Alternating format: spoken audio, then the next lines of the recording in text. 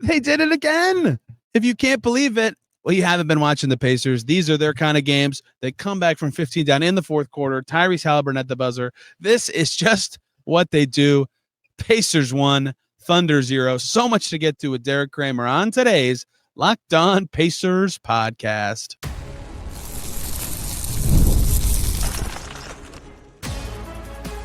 You are Locked On Pacers, your daily Indiana Pacers podcast, part of the Locked On Podcast Network, your team every day.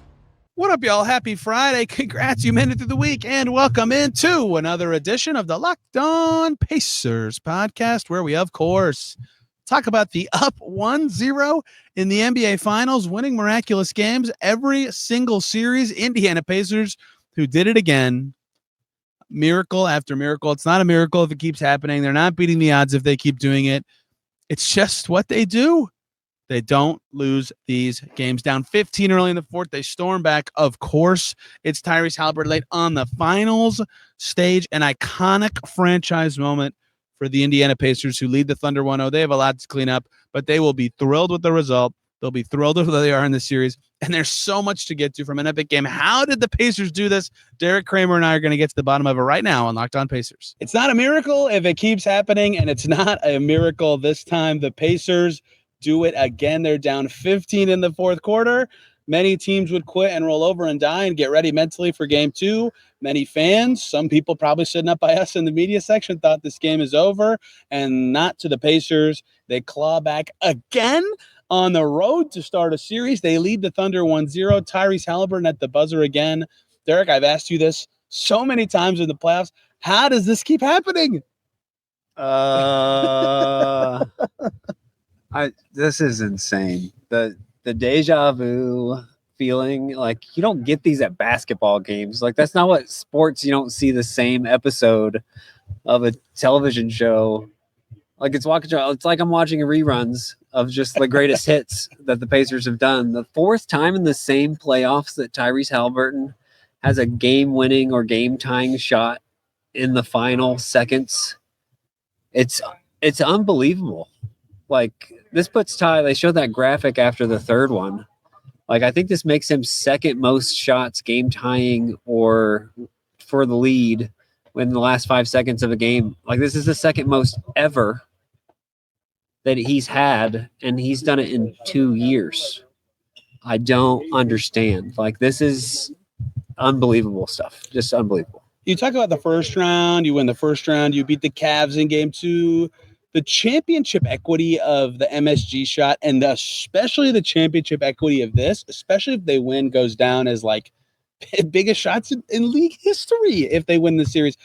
That's what that can be. The perfectly Tyrese Haliburton shot. I actually don't even know that the Haliburton shot was the greatest moment at the end, and I would like to run through the ending again because this one in some ways felt a little different than the rest of their comebacks, but it had to be Haliburton, right? Like no one was cooking like Aaron Nesmith was the last time. There wasn't any gaffes from the other team, but the second they got that rebound with whatever it was, 8 seconds to go, Obi Toppin dribbles once and just hands it to Tyrese. And everybody's like, great. You can see it. Toppin, like, he doesn't jog, he's running, but he just like trots to the 3-point line. Aaron Nesmith runs to the corner. Like everybody just got out of the way, right? They just knew, okay, this guy's shooting, this is how it's going to go. He gets Case and Wallace on him.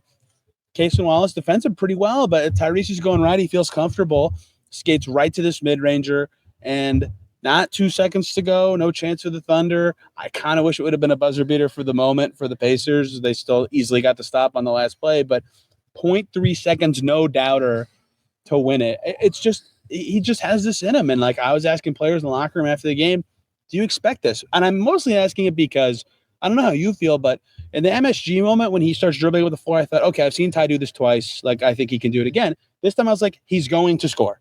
Like, I have seen him do this so many times. They're not even down 3 this time. Like, he is going to score, and he did, and the players feel the same way. They just trust him to do this thing on this stage, and he did it. I needed you to go through some of that because this whole thing still feels like a blur.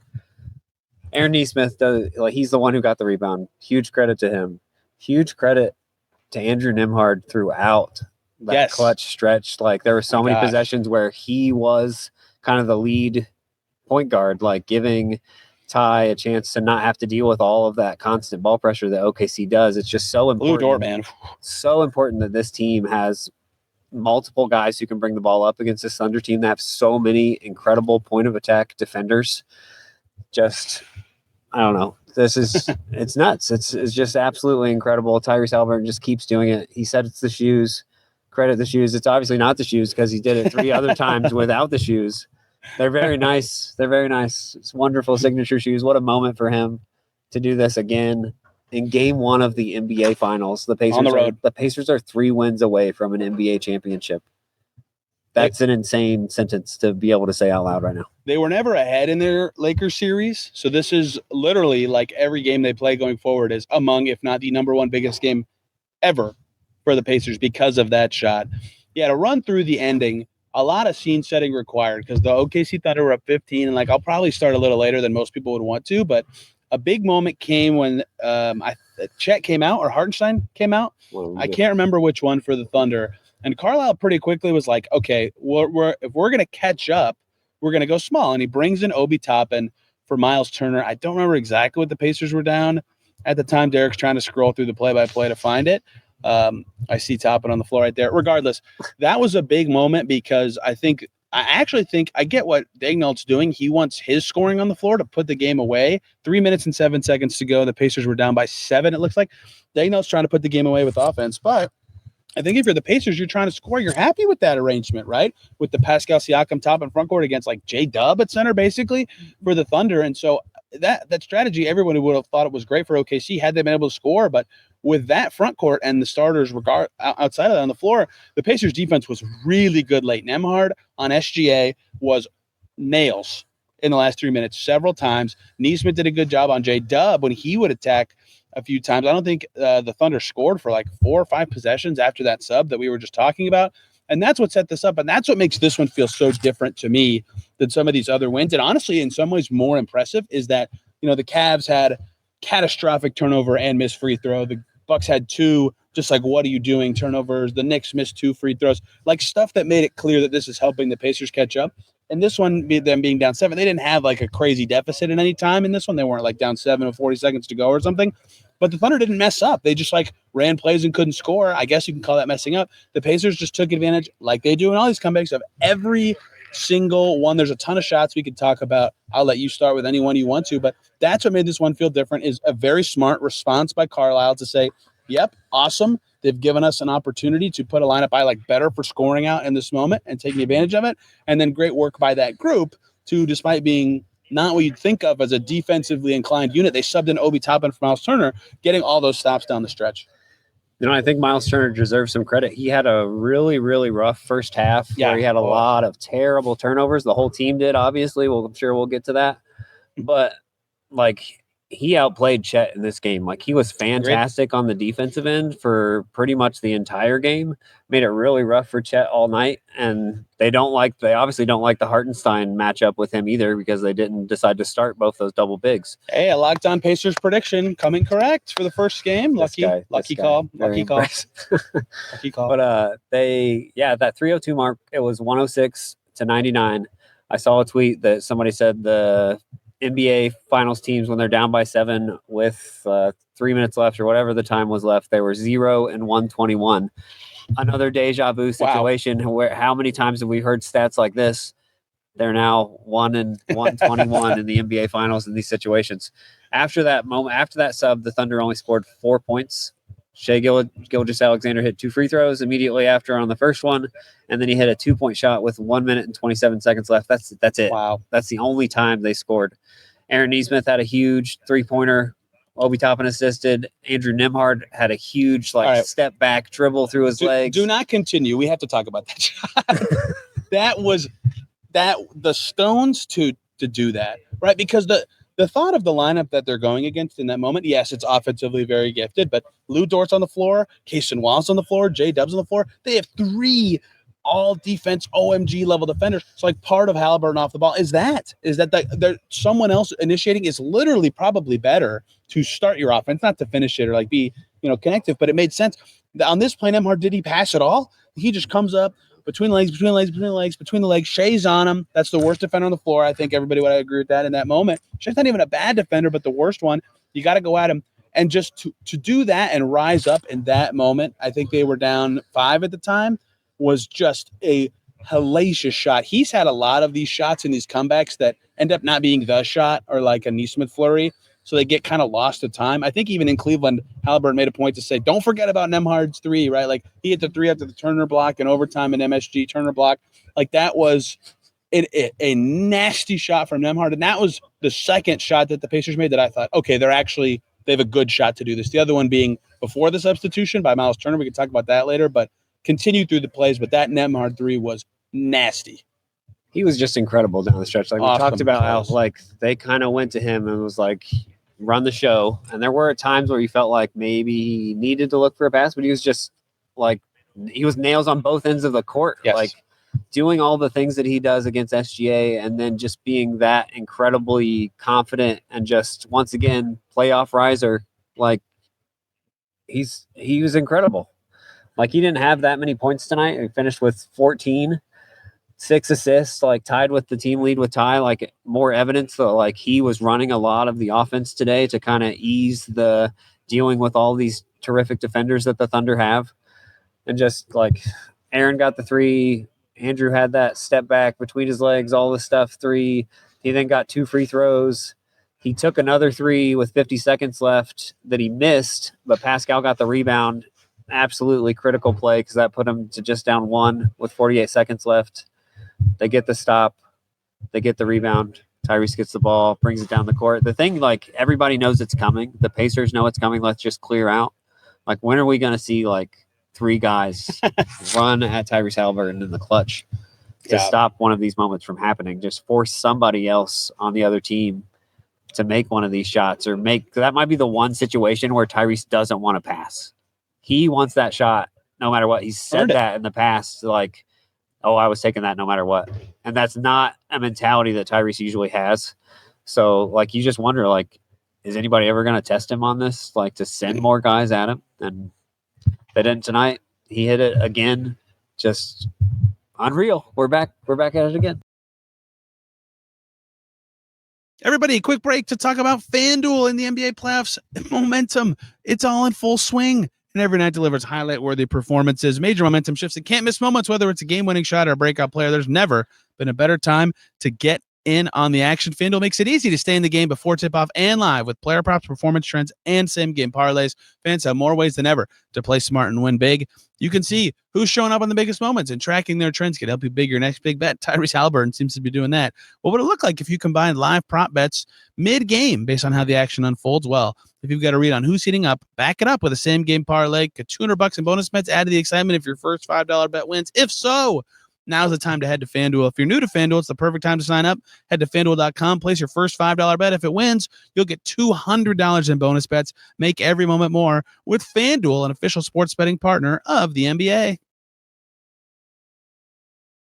Derek Kramer is here. We're at the finals together. He was supposed to be the series closer. He became the insane game closer. So here we are for the 4th time of the playoffs.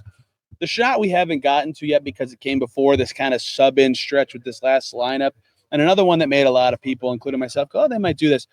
Myles Turner, a side-stepping bank 3 was just like, what? Against the run of play. A lot of the fourth quarter was like surviving kind of stuff for the Pacers. I don't remember the exact time. I think it was like 5 or 6 minutes to go in the game. 6:16. There we go, 6:16 when he hit that. That was another one where it was like, the Pacers can do this because not long before the lights, they don't want us here anymore. I don't remember if it was before or after that close. I think it was before where they were down 4. They'd cut it all the way to 4 and everybody thought, okay, here they go. And then Myles Turner missed a wide open, the exact shot you want, 3. And then the Thunder scored on the other end, and it was like, oh, that's a backbreaker. Like you have a chance to get it to 1, and instantly you're down 6 or 7. I can't remember the exact number.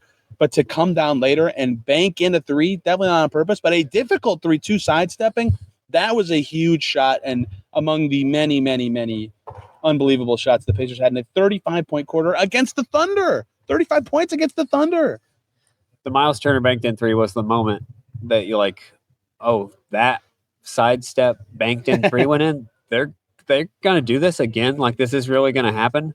Like, that was 6 minutes left. Obi Toppin adjusted a 3 to cut the lead to 7, and then immediately on the next possession, after Aaron had missed a 3, but Myles got a rebound, and then 6 seconds later he ends up hitting that sidestep 3 to cut it to 4, and it was on. Like, you just knew, okay, they've got it. They're within striking range. Like, let's see if they can finish it. And the Thunder did a good job. They got to the free throw line on the next couple of possessions, but the Pacers kept with it. They kept with it. And it's the same story. Like, they're the resiliency, thy name is the Indiana Pacers at this point. Like, you look in the dictionary, the definition is going to show this playoff team giant picture. I know there's no pictures in the dictionary. They're going to change that for this group. It's incredible. I can't believe that I just witnessed all of this. It's unbelievable. Nobody can. The Thunder definitely can't. I mean, they've made the same point. Like, they were winning for 47.95 minutes. Woo! And they lost. That's just how playing the Pacers goes in these playoff games. So we've gone through all the specifics, like some strategy rotation stuff. They made shots. Their defense was really good late.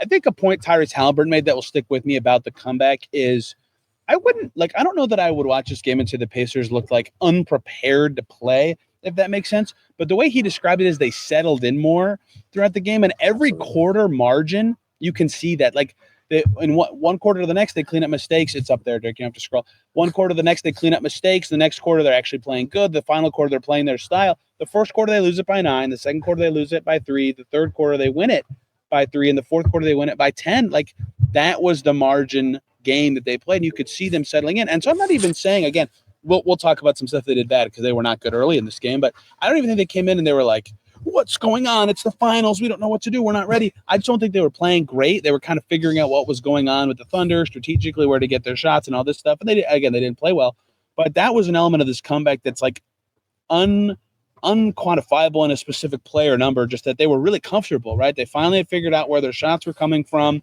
They finally figured out where their advantages were, like on the glass, and where their good matchups were defensively. And that's part of why I think they were comfortable going right to that lineup when the Thunder subbed, is they were like, yep, we know Small's the move here. They did it in the second quarter of this game for a shorter stretch. And so I think when Haliburton said it, it kind of clicked in my head that you could see them getting more comfortable throughout the game. You start the game, you come out of the tunnel, there's 10,000 cameras everywhere. There's 10 trillion people with mics. You're walking through the hallways. The YouTube TV final sign is there. Like, it's not glitzy and glamorous. We're in Oklahoma City. Had a lot of fun, very nice place, but it's still like you notice. You come out and you're like, whoa, like you have to settle in, and you can see the Pacers do that throughout the game. And so that's like an unstated soft part of this comeback, is they finally settled in and played like themselves. And that's like so easy to say, but they were really great when that happened. Yeah, Ty said, admitted, I probably was playing with some jitters. I was moving too quick. I was getting off the ball too fast. Like, he admitted it. And if he's feeling like that, it felt like just about everybody except for Pascal Siakam was feeling like that. And 19 points, 10 rebounds for Pascal. He was absolutely monster. Just crucial plays, especially early. Like, he was the only guy who was settled in early and got their first couple of baskets at the rim. But yeah, you could just the turnovers, you could say, the Thunder caused a ton of those, but there were so many turnovers that weren't even just the Thunder. It was just the Pacers. We'll get there. Pacers doing just insane things. Painful turnovers.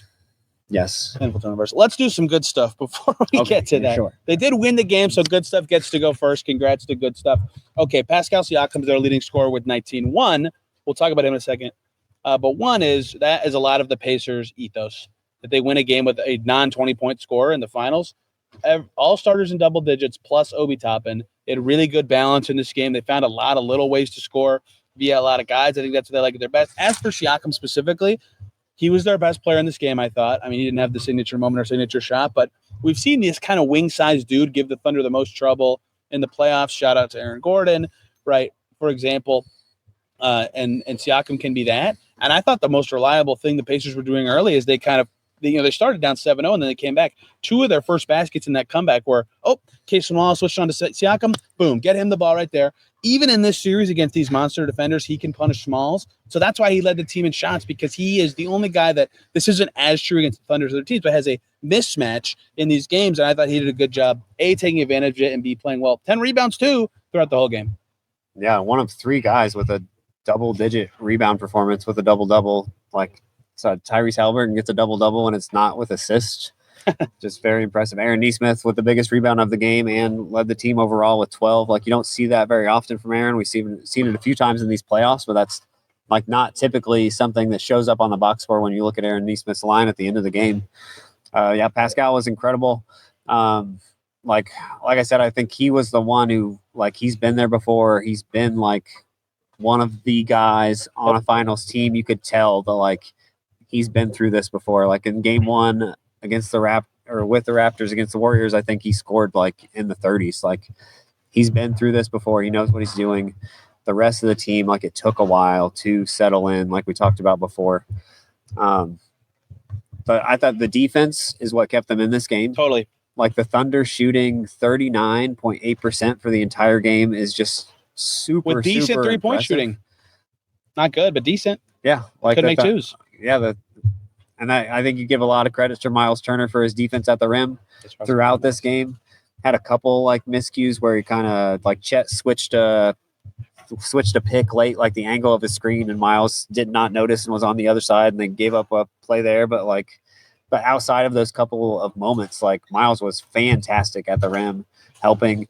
We've talked about Nembhard, his incredible performance. Like, they force so much to Shea, like they're doing that again, where they're trying to force one guy to do so much work for the offense and not let everybody else get going. Like, to force him to have to he got 38 points, but it took 30 shots to get there. So if you're making one guy take 30 shots, like, it's taking away a lot of the other opportunities. I thought Aaron Nesmith did amazing on Jalen Williams, J-Dub, like 6 for 19. I thought he was, like, not great for a lot of this game, and a lot of that was the defensive intensity of Aaron Nesmith. There's so many impressive moments to this game that they had to overcome because of all the turnovers. Like, the Thunder took 16 more shots in this game, but they made the same amount of shots overall. Both teams making 39 shots, but the Pacers taking 16 less, and they somehow win this game. Okay, so lots of stuff to get to there. Yeah, J-Dub and Shea combined for half of the Thunder shots. Just those two guys. Like, in some ways, that's what you want as a team. Your stars getting the shots. In other ways, it's like, hey, that balance. The Pacers were kind of okay with that. Myles Turner's defense was awesome. He took Chet out of things early. His offense was not great against Chet, but his defense was spectacular. 9 boards for him is always a good night. He made 2 threes. Like, a very Myles Turner-y game in that way. We talked about Nembhard's defense being fantastic. We talked about Haliburton a lot. Obi Toppin, man. We're going to get to him a lot in the turnover segment, unfortunately, Toppin. But my God, did he make up for it. 5 threes.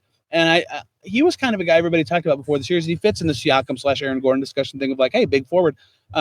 He just, when he is moving at his best, he just is default pace ad. And I get that the Thunder are comfortable playing fast, but the Pacers have a faster peak when their offense is quick, to me. And Obi does that, and he did that in this game. There's a reason Carlisle turned him so much. Some of it was that he's playing well. Some of it's that he can play small ball 5 in these lineups, and that was comfortable for them today. He was their second leading scorer. It didn't feel like it, but he played that well on offense. Lots of guys deserve a little praise, but Toppin was their bench guy. They needed a bench guy to step up because the bench unit groups until the second half were pretty poor compared to the Thunders, but Toppin kind of saved the day there. Yeah, I thought Obi was one of the, like, most important parts of this game. Just, like, his shot making was, like, every 3 that he hit was just at a critical moment where it felt like the Thunder were going to start building that lead more and more. And then Toppin would hit a 3. He hit one at, like, the last second of the shot clock that was absolutely huge. Just, like, yeah, you get 17 points off the bench from Obi. It's 6 of his 9 shots, 5 threes, adds 5 rebounds. Like, he wasn't a nothing on defense. Like, he didn't stick out, I guess, is all you want to see from Obi. Like, they didn't take advantage of anything that he might be giving them on that end. Like, yeah, Obi deserves a ton of credit for this game. I asked Myles about him after the game because, like, I thought he was one of the most, like, important parts of this one.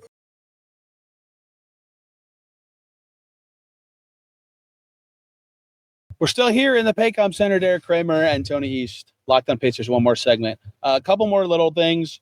Aaron Nesmith on the glass, which you mentioned earlier, huge. That dude scraps in there, even on his bad scoring nights.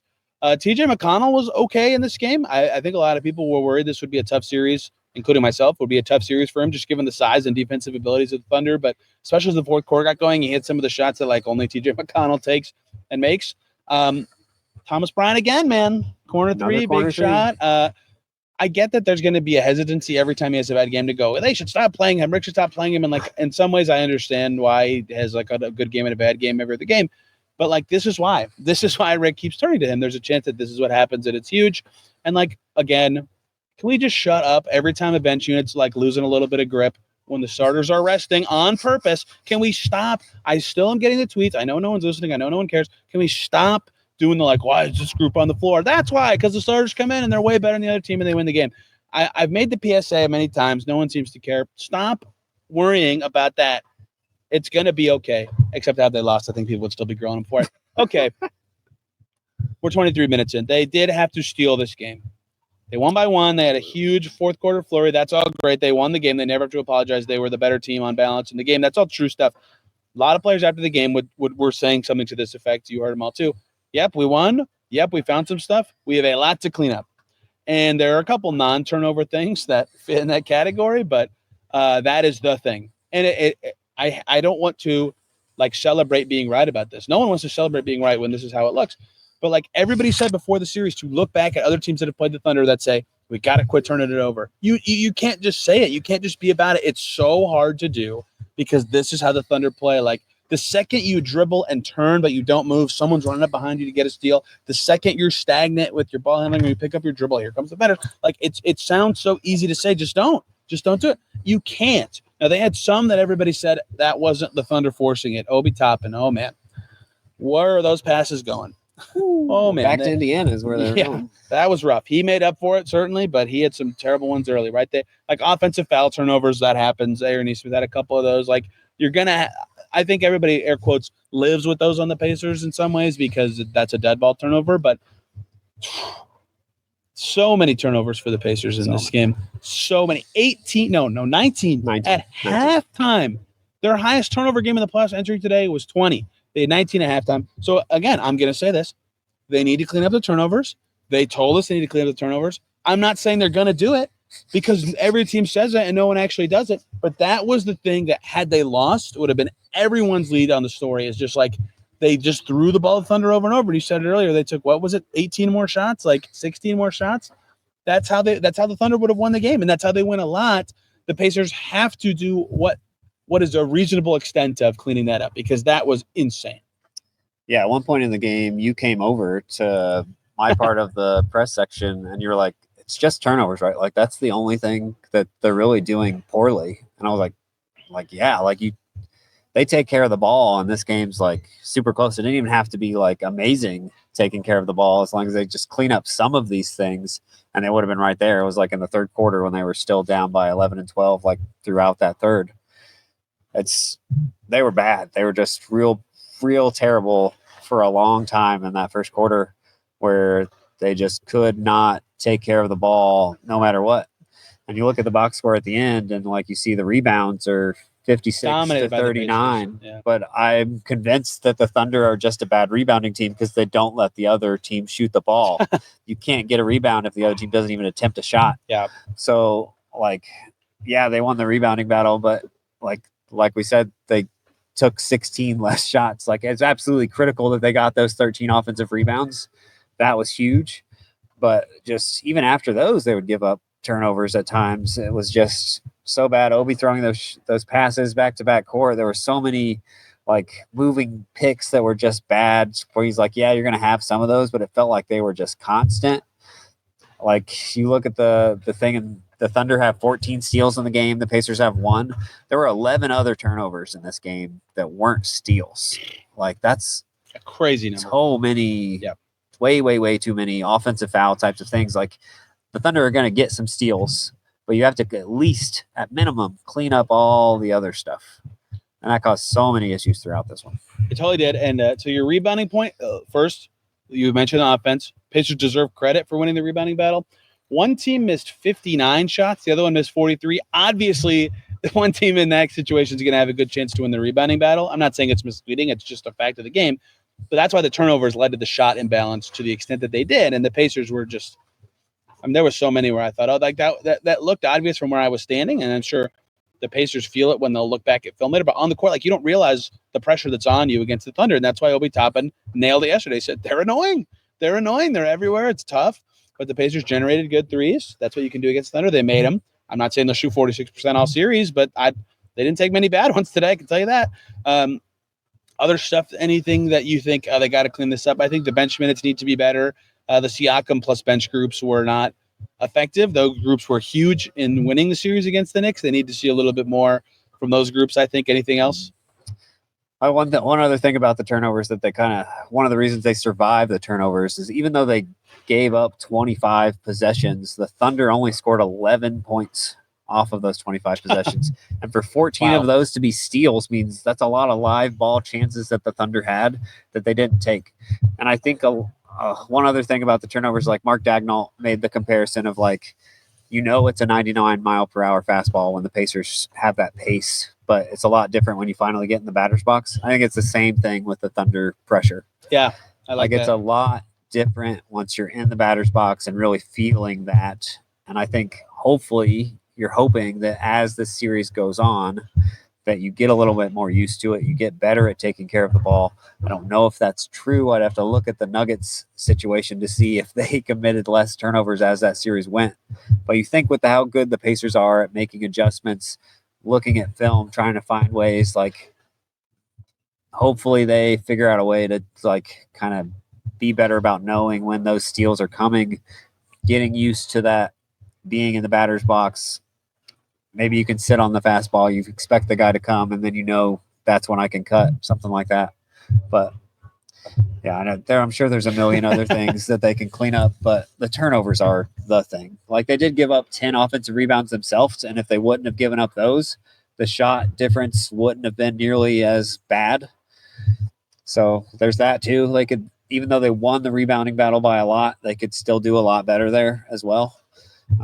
But yeah, they won the game. They're 1-0 in the NBA Finals, and they have a ton that they can fix and work on. Yeah, 24 assists. Like, I think with Truth Serum, they would have said we could have moved the ball a little bit better. It's so funny to like talk about this stuff with you because I'll get a comment or two that's like, hey, you just criticized them for something you could have asked about it. Like, no one's asking about that after a game like this. You're just asking about resilience and, hey, how do you do this? But you're right. The key thing, they are up in a series in the finals. Still to this day in this playoffs, the Pacers have not been behind in a series. They've won game 1 and 2 of every series. This will be their hardest game 2 yet, no doubt. I think they've proven to us that it doesn't matter what we think about how hard it will be, or it doesn't matter what anyone thinks about how good their opponent is. They are very capable of doing just about anything they put their mind to. Crazy. Just crazy. I will be here for game 2, Derek, unfortunately. Will be leaving me for game 2. But tomorrow, I think, will be me and Rylan Stiles from Locked On Thunder. And then Saturday into Sunday will be just me. Where can people find you, Derek, and the words you're inevitably going to have about this game and this experience? Yes, you can find me on the road for 10 hours tomorrow, driving back to Indiana. Hopefully I don't have to drive through any rainstorms like we did on the way there. Hey, we beat the Thunder and the Pacers beat the Thunder. Yes. So. One down. I do not want to beat the Thunder 3 more times, but hopefully the Pacers will. You can find my stuff at iPacers.com, Twitter at iPacersblog, Blue Sky at iPacers. Give me a subscription on YouTube. I'll be posting stuff throughout the finals here. I'm getting close to 500. I think that's an important number for YouTube. I don't know. But I appreciate you having me on for all these. It's always fun. I can't believe that we keep doing this. I can't believe it. They're guaranteed one more for the series close. Maybe another one if they have another how did they win that kind of game. I'm on Twitter and Blue Sky at Tony Arias. This podcast is at Locked On Pacers on Twitter and Instagram. See you guys tomorrow with more on Pacers Thunder Game 1. Till then, have a wonderful, I'm sure everybody will very easily do this day.